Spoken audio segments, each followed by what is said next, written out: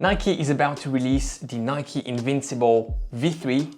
How good is it compared to the first two versions, which were highly popular? Let's find out.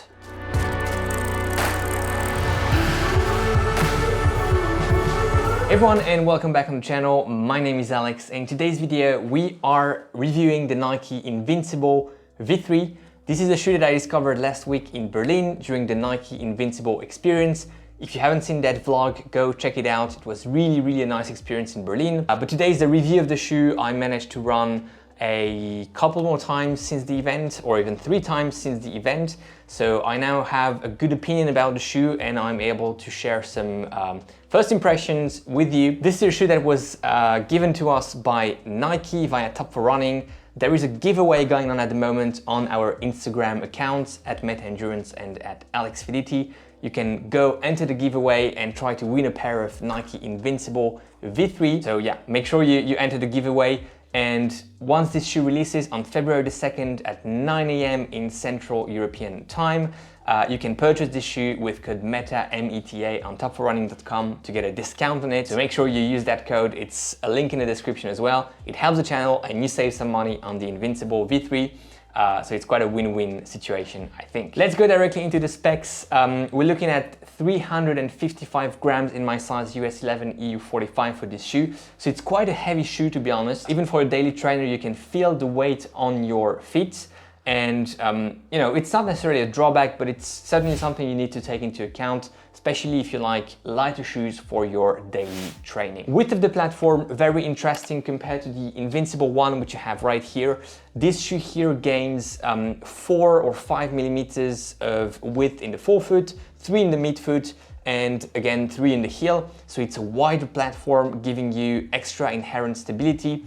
And I think extra stability is really one of the key aspects here in this review for this shoe. Geometry score, I haven't been able to confirm, but Nike claims it's the exact same ZoomX midsole flavor as on V1, V2. So the same ZoomX, very consistent type of foam here. It feels almost a bit softer, but this is also because my Invincible one has more than 800 kilometers on it. I believe the compression makes it feel a bit firmer than at the beginning.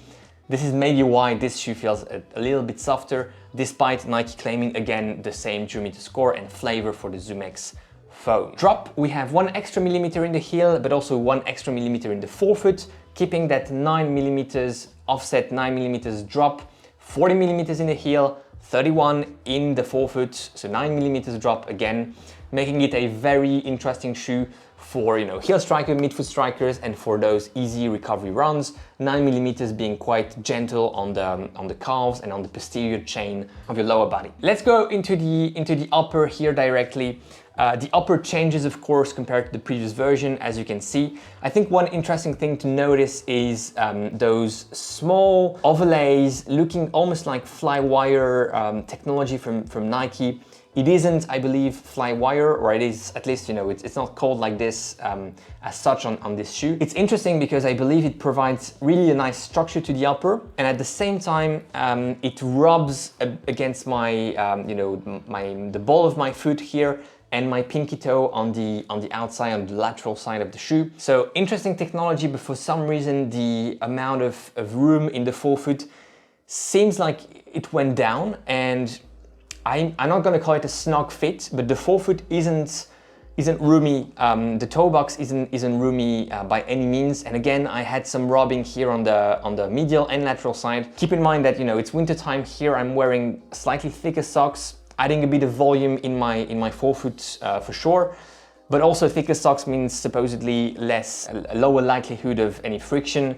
So let me know if you have wider feet, if this works for you once you're able to try it. I'm a bit skeptical here, and I think this may be a drawback for many people. Midfoot lockdown is good. The issue with the lockdown really comes here in the heel.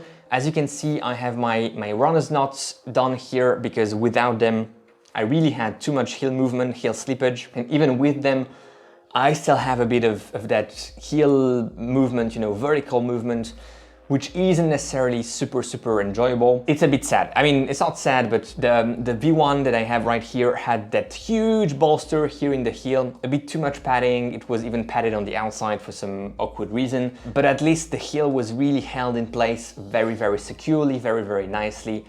Here you lose that bolster, you have some padding, it's, you know, nicely padded, but you have some movement, and I believe this is a drawback. So upper, to be honest, is not a huge success in my opinion. The tongue remains on that very padded side at the top and less padded at the bottom.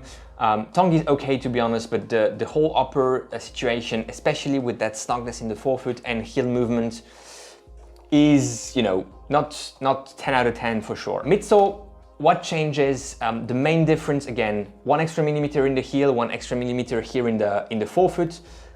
A bit more cushion on the foot, and this is, you know, this shoe is all about that cushion, those recovery miles, keeping the legs fresh for your harder days. I cannot, you know, be against an extra millimeter on this shoe. It feels as cushioned, if not a bit more than the previous versions, at least V1 for me, because I haven't tried V2, keep that in mind as well. But yeah, so, you know, extra cushion very well, ZoomX, perfectly fine. The biggest improvement for me is that TPU heel clip that you see right here. Going all around the heel like this. And the difference with any other heel clip that you have had on the Invincibles until now is that this one goes into the midsole, so you have like 1 or 2 millimeters going down deeply into the midsole, providing you with way more stability here in the heel. On the medial side, there is still some collapsing, but you don't have that huge amount of pronation which you used to on the first version, making it a, you know, injury prone or a dangerous shoe for anyone having too much pronation or using this shoe too much. So definitely something that here, you know, it's a big improvement. I believe the heel clip plays a huge role.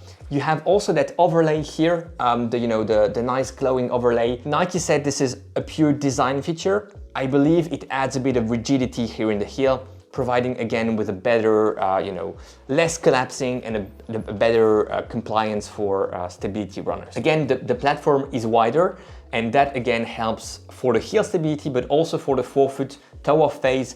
You tend to have an even better platform to make sure you push quite, centrally on and not going in any direction, collapsing in any direction, medial or lateral. Outsole, this is, a sturdy outsole, not the best grip ever, but in terms of durability, you are covered with this outsole. It's probably around 5-6 millimeters.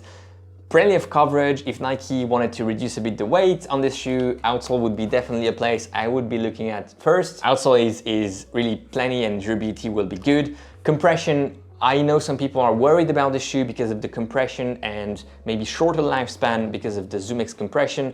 I wouldn't be worried about that. Again, my V1 here has a ton of kilometers on it, and I can still use it.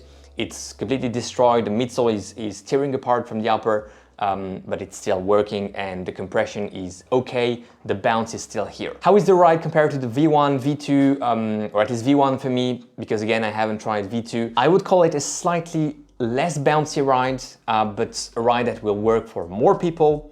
And again, a ride that will be perfect for easy recovery days, even for people with moderate to higher pronation levels. You can finally try the Invincible, because I believe you may have something that doesn't go too much in terms of pronation here on the medial side, and even in the forefoot during your toe-off phase, you may have something a bit more controlled. This remains a shoe for neutral runners for sure, but Nike really improved it, making it a slightly less fun, less bouncy, less, let's say less, crazy ride, but certainly a ride that will work for more people, and it's going in the right direction from that standpoint. One question here is, what is this thing for? I have no idea other than design aesthetics. That patch here, the orange patch, I don't know, but I think it's quite a fun thing to have. Some people wonder whether there was like a secret thing with it. I don't think there is. I haven't removed it, but I don't think there's anything secret here. This is it, guys, for today, for this review. 190 euros, $180 for this shoe, going a bit up in the EU, 10 extra euros. I don't think this is a bad price point for the Invincible, given how many easy miles you can have out of one pair. I probably would look for the V2 discounted if you don't have any serious pronation issues, if you want a bit more stability, if you want something a bit more, let's say, consensual in terms of ride, you can get this one discounted with code META on topforrunning.com, again in the EU, and enter the giveaway on our Instagram accounts at MetaEndurance, at AlexVT, so you can try and win a pair of Invincible V3 thanks to Top for Running. Enjoy your run today, enjoy your ride, and go beyond your limits. I'll see you in the next one. Bye-bye.